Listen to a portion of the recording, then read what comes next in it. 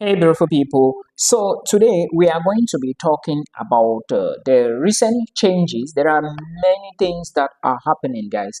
So, I will just want to talk about some of the few, or let me say, let's talk about that which is closer to my place. We are going to be talking about the recent changes in proof of funds to study in Finland.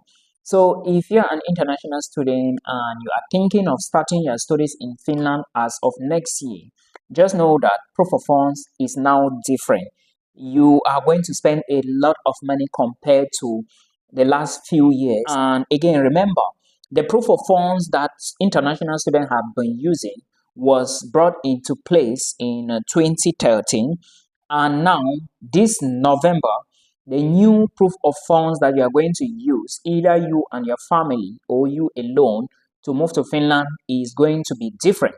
And in this video, I'm going to explain to you on how you are going to put the funds together, the figures you need if you are going alone and if you are going as a student alone or with family. I just relocated to the Netherlands, guys. So I am filming this video from the Netherlands. But again, remember, I will keep sharing all this information so that you yourself can use it.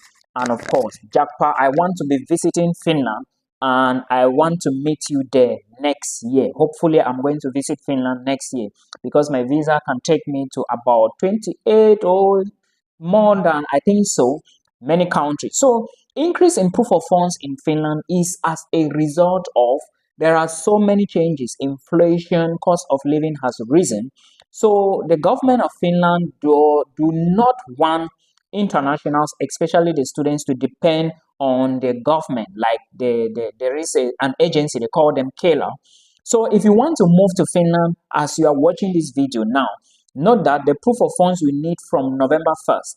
If you are going to be moving by November 1st, note that the money you need to apply for a visa has changed. And I'm going to explain more about that, right? Remember, this is because of cost of living. The money for food, the money for rent, the money for maybe transportation, everything is now up. So you need to pay more in order for you to actually get what you need. So that is the reason why the government have decided. And also, remember that if you are going to be studying in a place, let's say you want to study in a place like Helsinki, your proof of funds is going to be different from that of somebody who is going to be studying in a place like Lapland or Turku. I hope you understand. Because remember, in Helsinki, the living cost there is higher, and in Lapland, the living cost there is lower. So you don't expect to pay the two. But as of now, this is the general proof of funds you need. But before we go to the proof of funds to talk about that, please, I want you to always remember that I drop videos here every day, and if you follow this channel, you are going to migrate abroad. Please stay glued here and do not forget to share our video. Now, also remember that there are two admissions intake now in Finland. I am talking about the joint application cycle, not single application. Joint application is the one organized by the Finnish migration agency, okay, which is Finnish studyinfinland.fi, the website, right? So it's usually 1st of January, but lately the government introduced a September intake, and which has already, like, the deadline is already over.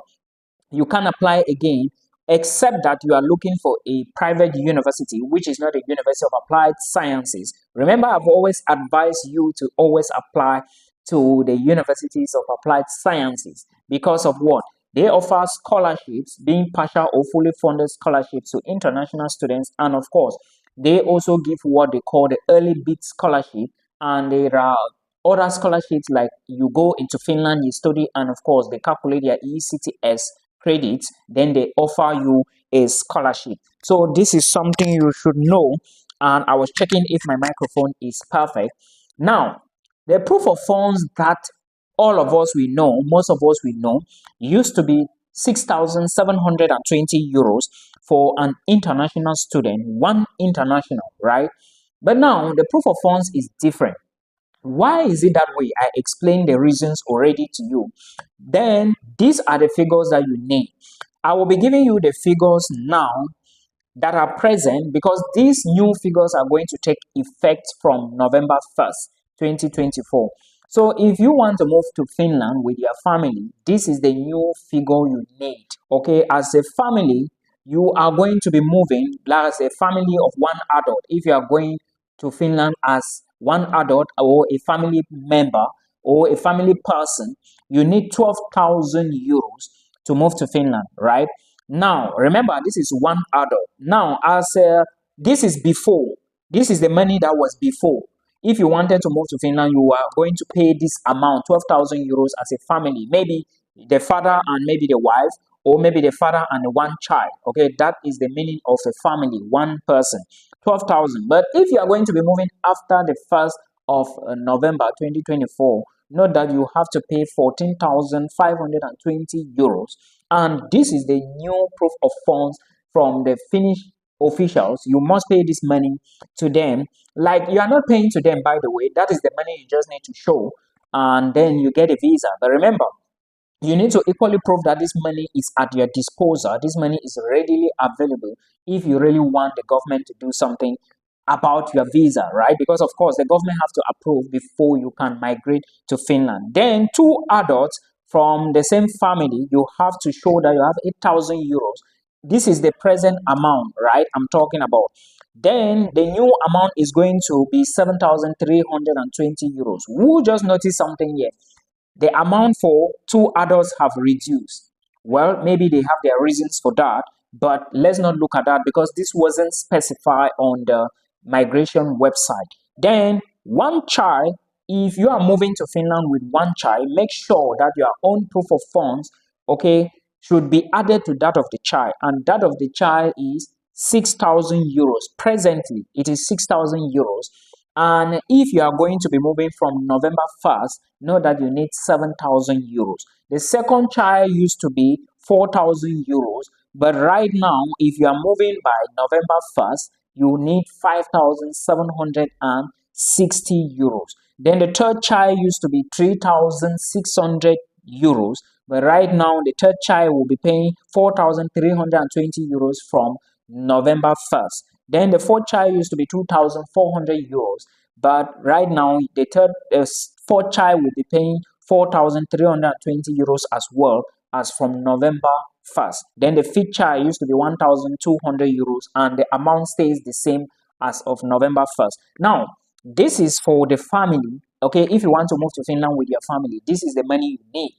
Now, let's go back to the student because this is what concerns most of us. Most students moving abroad don't want to move with family at once, while those who have their money really want to move with their families. But again, you have to differentiate and talk about both areas, right? Okay, if we want to talk about the student now, remember, the student used to pay how much? 6,720 euros. Remember, all this money has to be after you have already paid your tuition. If the school says pay 6,000 euros before you begin your process, you need to pay 6,000 euros before this money should be in your bank account. If you have a sponsor, then in this case, you are going to get the documents from the sponsor. It just depends now on who is sponsoring you and what they are doing, because you need to show beyond reasonable doubts that this is the person who is actually going to take care of me. I hope you understand this. Now, for a student, 1 year of your proof of funds used to be 560 times 12, which was generally 6,720 euros. But right now, the new one you need per month in Finland as an international student is no more 560.